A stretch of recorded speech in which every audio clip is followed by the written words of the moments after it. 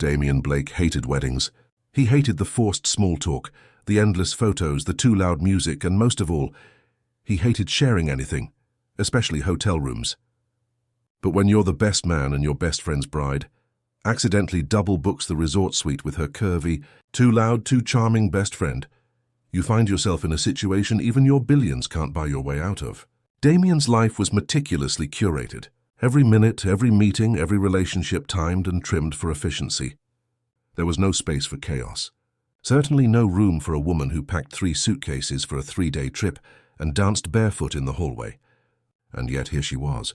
Ariel Monroe, best friend of the bride, hurricane in heels, a body that turned heads, a laugh that made people stop mid-con conversation. And worst of all, she didn't give a damn who Damian Blake was. From the moment she flounced into his suite, smelling like vanilla and sunshine, his carefully guarded world began to unravel. One shared bed, one towel left on the floor, one snarky remark after another. But what started as tension slowly cracked into something dangerous, something undeniable. He wasn't supposed to notice the way her dress clung to her curves. She wasn't supposed to hear the crack in his voice when he talked about his past. They weren't supposed to kiss under the stars or hold each other when the music faded. They both had one rule: don't fall. But when the wedding ends and real life begins, can a one-room mistake turn into a once-in-a-lifetime love? The gentle crash of ocean waves filled the air as Damian Blake stepped out of his sleek black town car and onto the white stone driveway of Azure Dunes Resort. Palm trees swayed in the breeze, and the resort staff practically fell over themselves to grab his luggage. He gave them a curtain nod before striding confidently into the grand lobby. He wasn't here for the view or the sun, or the ridiculous island-themed drinks everyone kept mentioning in the group chat. Damian Blake was here for one reason: to be the best man in his childhood best friend's wedding. Jake Turner was like a brother to him. And if Jake wanted a beach wedding with pina coladas and awkward dance floors, then Damian would show up, even if he hated everything about weddings. He approached the marble check-in desk and slid his sunglasses off. Reservation under Damian Blake. The young woman behind the desk beamed as she tapped at the computer. Yes, Mr. Blake, welcome to Azure Dunes. There's been a minor hiccup with the room assignments. Damian's brow rose. Define hiccup. Well, due to a last-minute overbooking, we had to consolidate some guests. Your suite has been paired with another of the wedding party. I beg your pardon. You're sharing a suite, sir, with Miss Ariel Monroe. Damian blinked. Emily's best friend. She nodded, sheepish. He ran a hand through his thick dark hair.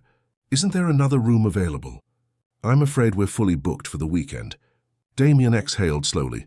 Fine, keycard, please. He snatched the card, muttered a thank you, and headed toward the elevator. Sharing a room with some Instagram influencer type wasn't on his itinerary. He remembered Ariel vaguely from Jake's engagement party. Curvy, loud, always laughing. She was the complete opposite of the women he usually spent time with. Model thin, polished, quiet. The elevator doors opened to the top floor, and he walked down the corridor to Suite 604. The door clicked open, and there she was. Ariel Monroe wearing a silky robe, curls piled on her head, a clay face mask smeared across her cheeks, and absolutely no shame. Oh, great. You're the mystery roommate. You knew, Emily warned me. She said you'd be grumpy about it. You're kind of proving her right. He dropped his bag on the luggage stand with a sigh. I'm not grumpy. I'm structured. Ariel snorted. Sure, let's go with that. You take structure, I'll take spontaneity. Works for me. Damian glanced around the suite. One bed king-sized. Of course, I'll have the couch made up, he muttered, removing his blazer. No need. I already claimed the couch. My back is used to odd sleeping arrangements, she said breezily. Plus, I snore. He froze. You're joking. She winked only slightly. Damian retreated to the bathroom to change, baffled by the situation. When he returned, she had lit a candle and was humming to some indie playlist. The suite smelled like vanilla and citrus. Her suitcase was open and spilling clothes and accessories all over her side of the room. His things were still neatly zipped. Ariel lay back on the couch with her phone, scrolling and chuckling to herself. What exactly do you do again? He asked, unable to help himself. She looked up. Body-positive fashion influencer and part-time speaker for self-esteem and wellness conferences. So Instagram and TEDx and Spotify and YouTube and a little modeling here and there. Damien crossed his arms. That's surprisingly entrepreneurial. Why, thank you, Mr. Blake. Was that a compliment? It was a surprise. Same thing in your world. He gave a half smile. Touché. Later that evening, after the rehearsal dinner and welcome cocktails, Damien returned to the room late, slightly exhausted from small talk and even smaller finger foods. Ariel was already there, sprawled on the bed in an oversized t-shirt, flipping through a bridal magazine. Damien stood in the doorway, unsure of where to go. "You're seriously taking the couch?" she asked, sitting up. "I thought you claimed it." "I changed my mind. My back is not what it used to be after heels and 5 outfit changes today." He hesitated. "We're not both sleeping on the bed. Why not? It's big. We're adults and I don't bite unless provoked." Damien's jaw clenched. "It's not appropriate." Ariel rolled her eyes. "We're not in Victorian England, relax." In the end, they both took opposite sides of the bed back to back, a pillow fortress built in between. 10 minutes passed in silence. "Do you always breathe that loudly when you sleep?" Ariel whispered. "I'm not asleep. Oh, good. I thought I was laying next to Darth Vader." Damien couldn't help it. He laughed quietly. Ariel smiled into the dark. "See, you're not as cold as you act." He turned slightly, catching a glimpse of her profile in the moonlight pouring through the sheer curtains. There was something wild and warm about her, a kind of bold softness. She was nothing like the women in his world of corporate boardrooms and rigid expectations. "I'm not cold," he said quietly. "I'm careful." "That sounds lonely." Damien paused. No one ever called him lonely. Before he could respond, Ariel sighed and turned over. "Good night, Mr. Best Man. Good night, Miss Maid of Honor." He lay there for a long time, listening to her breathing grow steady. The scent of her vanilla candle still hung in the air. For the first time in years, he found himself wide awake in a bed because of a woman, and not for the usual reasons. Something told him this wedding weekend was going to be far more complicated and far more unforgettable than he ever expected. Damien Blake stood at the breakfast buffet staring at a suspiciously colorful fruit parfait. He wasn't a breakfast guy. He was a protein shake and black coffee guy. But apparently a destination wedding meant mandatory participation in every scheduled group event, including brunch with the bridesmaids, which he was already regretting. He scanned the beachside restaurant patio until his eyes landed on her. Ariel Monroe, seated at a corner table laughing loudly with a mimosa in one hand and sunglasses perched atop her head. Her bright yellow sundress hugged every curve, and her hair was coiled in a high puff that made her look like a walking ray of sunshine, a very distracting ray of sunshine. She spotted him instantly and waved dramatically as if she hadn't shared a bed with him just hours before. She called out to him, teasingly announcing his arrival from the dungeon. He sighed, grabbed a cup of coffee and reluctantly made his way over. A few bridesmaids were already at the table, sipping drinks and eyeing him with curiosity. Ariel teased that he looked tense, and he dryly responded that someone just offered him a guava pancake. She grinned and urged him to sit and enjoy the view, or at least pretend not to be plotting his escape. Damien sat beside her, careful not to let their arms touch. She asked if he ever toned it down, and he shot back, asking if her energy was messing with his Wall Street aura. A few women chuckled, and Damien fought the urge to smile. An hour later, Damien was slipping on his sunglasses and heading back toward the resort, when Ariel jogged up beside him barefoot, sandals in hand. She commented that he survived, and he replied that 3 cups of coffee and tuning out half the conversation helped. She asked if he was always this stiff, or if weddings brought it out of him.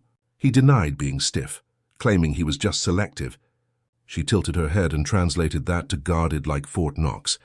He insisted he wasn't a mystery to be solved. She quipped that she hated puzzles, then admitted she loved them. They walked in silence for a moment, as the wind played with her sundress and his tie, the ocean glittering nearby. Casually, she mentioned Googling him last night. He wasn't surprised. She commented on his wealth, and he added that he was also more punctual. She laughed and gave him a touché. Back at the suite, Ariel collapsed on the couch, claiming the mimosa hit hard. Damien loosened his tie and removed his blazer, saying he had calls to make because business doesn't pause for weddings. She peered at him and asked if he ever relaxed. He claimed he was relaxing right then. She pointed out that he was standing with crossed arms and frowning at his phone. He blinked and looked down, conceding her point. A few hours later, the group gathered for a beach volleyball game. Daman planned to skip it until Jake dragged him by the collar. Of course, Ariel was already there in high-waisted shorts and a sports bra, stretching dramatically while energizing her team. She called out to him playfully and asked if he was on their team. He groaned but agreed. 2 minutes in, Daman realized he hadn't played since college. 10 minutes in, Ariel spiked the ball straight at him and shouted for him to keep up. She was infuriating. She was also exhilarating. Afterwards, sunburned and breathless, he collapsed beside her on a beach chair. He accused her of trying to murder him. She corrected him, saying she was trying to wake him up. He congratulated her. He was fully conscious and possibly concussed. She laughed and handed him a water bottle, noting that he wasn't so bad when he stopped being himself. He asked who she thought he was. She looked at him softly and said he was someone afraid to loosen control, someone who was more than he let on. He countered that she didn't even know him. She replied, "Not yet." Their gaze lingered, the moment stretching between them, until someone called their names and broke the spell. That evening, they dressed for the rehearsal dinner. Daman wore navy slacks and a crisp white shirt. Ariel emerged in a wine-cold bodycon dress that made his jaw tighten. He cleared his throat and commented on the dress. She raised a brow, interpreting it as either a compliment or a warning. He confirmed it was both. She grinned and grabbed her clutch, inviting him to stir up the boring dinner with her. The rehearsal dinner was held under glowing lanterns in the resort's garden courtyard. Wine flowed, speeches were made, and people danced beneath the stars. Daman stayed to the side until Ariel found him and questioned why he always lurked in corners. He replied that people like her did enough socializing for everyone. She leaned in and asked him to dance. He resisted, claiming he didn't dance. She didn't believe him. He admitted he didn't dance well. She insisted it didn't matter and pulled him onto the dance floor. The music was slow and sultry. Her hand slipped into his. The other rested on his shoulder. They moved cautiously at first. "He's stiff," she fluid. But soon they found a rhythm. Her body fit against his like they had done this before. She murmured that he was staring. He admitted he was trying to figure her out. She told him good luck. He leaned in slightly and noted that she enjoyed challenging him. She said she enjoyed making him feel something. His breath caught and she asked if he did feel something. He didn't get a chance to answer because someone bumped into them, splashing champagne across his back. The moment shattered. Ariel said she was going to get some air and walked away. Later that night, Daman stood on the balcony watching the waves crash below. Ariel joined him, arms wrapped around herself. She apologized for pushing earlier. He said she didn't. She turned to him and said he was the kind of man who controlled the temperature of every room. But people like her, people who light fires, existed too, and he wasn't as cold as he pretended to be. He looked at her, eyes dark, and agreed. She stepped closer and asked why he was so scared. He confessed he had built a world where vulnerability had no place and feelings were liabilities. She noted that despite that, here he was sharing a suite with a woman who made him feel everything. Silence pulsed between them. Her hand brushed his. He turned. She stepped into him, and in a swift, charged moment he kissed her. It wasn't soft. It wasn't tentative. It was fire meeting ice and both melting. When they finally pulled apart breathless, Ariel smiled and whispered that it was one way to end the night. He was about to respond when a loud knock echoed from the suite's door. They froze. She laughed, calling him Mr. Blake and teasing that he was saved by the bell. The knock at the door echoed through the suite again. Ariel untangled herself from Damien's arms, cheeks flushed, lips tingling, heart racing. She was still catching her breath when he walked to the front door and opened it to reveal Jake, looking slightly tipsy with a loosened tie and a glass of whiskey in hand. "There you are," Jake boomed with a grin, saying he'd been looking for them and insisting they joined the late-night poker game at the poolside bar. Damien started to protest, saying, "Now wasn't really a..." But Jake waved it off, declaring that Daman was the best man and had to be there for tradition. Jake's eyes drifted past Damien and spotted Ariel, greeting her with a cheeky comment about the roommate arrangement going great. Ariel laughed nervously and replied that Jake had no idea. After a playful threat that he'd send the whole groomsmen squad after them in 10 minutes, Jake wobbled off down the hallway. Daman closed the door and leaned against it, muttering, "That happened." Ariel smiled softly, the heat between them still thick in the air, noting that they had 10 minutes apparently. Damien crossed the room, the earlier tension still dancing in his posture, and told her what happened on the balcony was real. She agreed in a whisper, acknowledging it wasn't just some wedding weekend fling. He reminded her they lived in different cities in different worlds. She ran a small non-profit in New Orleans, while he ran a billion-dollar firm in New York. Ariel stepped closer and pointed out that somehow they had shared a bed for 2 nights without killing each other. He joked it was because she was too busy mocking his wardrobe, and she countered that he was too busy judging her music playlist. He chuckled, then turned serious. He hadn't let anyone in for years, but she had crashed into his life like a tidal wave, laughing too loud, saying what she meant, flirting like it was breathing. And yet he had never felt more seen. Ariel's eyes welled as she confessed she pretended to be fearless, but had been burned by men who wanted her body, but not her brain, who told her she was too much, too loud, too curvy, too everything. Damien's jaw tightened as he said they were idiots. She smiled, pointing out that here they were, 2 people afraid to fall. He reached for her hand and said, "Then let's fall together, 1 step at a time." She squeezed his fingers and teased that he really was a romantic, under all that Armani. Before he could respond, her phone buzzed on the nightstand. She picked it up and groaned. It was the bride asking for help with her vows. Daman checked his watch and noted that he had poker duty in 5. She leaned in and kissed his cheek, asking to be continued. He nodded definitely. Later that night, the resort was quiet by 2 a.m. The poker game had ended with Jake singing off-key and someone jumping into the pool fully clothed. Daman returned to the suite exhausted, only to find Ariel already asleep on the couch. A book spread across her chest. He paused in the doorway and just watched her. The way her curls fanned around her face, the slow rise and fall of her chest, the faint crease between her brows even in sleep. She was chaos wrapped in sunshine, and he wanted her more than anything. Quietly, he lifted the book, placed a blanket over her and whispered, "Good night, puzzle." The next morning, the resort buzzed with excitement. White roses lined the aisle. A harpist played soft music, and guests sipped champagne under a flower-covered arch overlooking the ocean. Daman stood near the altar with Jake, trying not to fidget with his cufflinks. He scanned the crowd until he saw Ariel walking down the aisle, not as a bridesmaid this time, but helping the flower girls and carrying the train of the bride's dress. She was stunning in lavender silk that hugged her hips. Her lips glossed with a shimmer that lit up her smile. Their eyes met briefly, and her wink sent his pulse racing. Jake leaned in and whispered that Daman was totally into her. Daman didn't bother denying it. After the ceremony, the reception began under strings of fairy lights. Speeches were made, glasses clinked, and the music kicked in. Ariel found Damien by the open bar and told him he cleaned up well. He replied, "He always looked like this," and she quipped that was exactly her point. He leaned in and asked her to dance for real this time. She arched a brow, asking if he meant in front of everyone. He said he didn't care who saw. She took his hand and led him to the floor. This time there was no hesitation.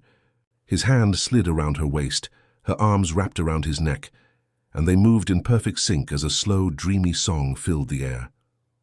People whispered and stared, but they didn't care. As the final notes played, Daman cooped her cheek and kissed her. Right there on the dance floor under the lights in front of everyone.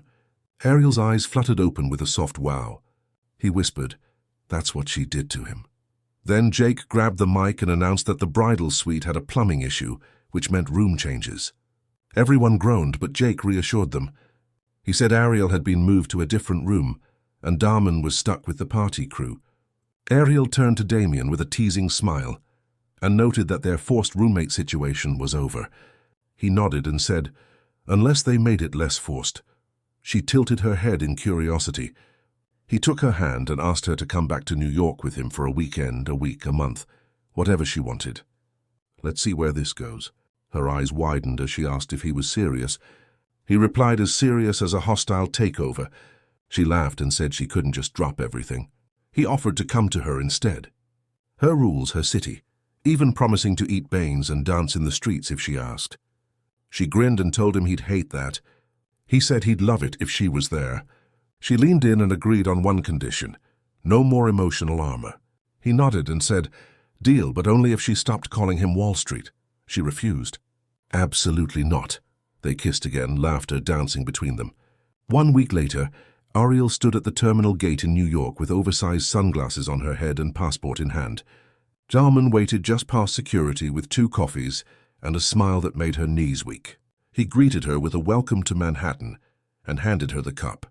She took a sip and teased that he probably hired a barista to get it just right. "Maybe," he admitted. They walked out into the city together, side by side, Curvy chaos and billionaire precision.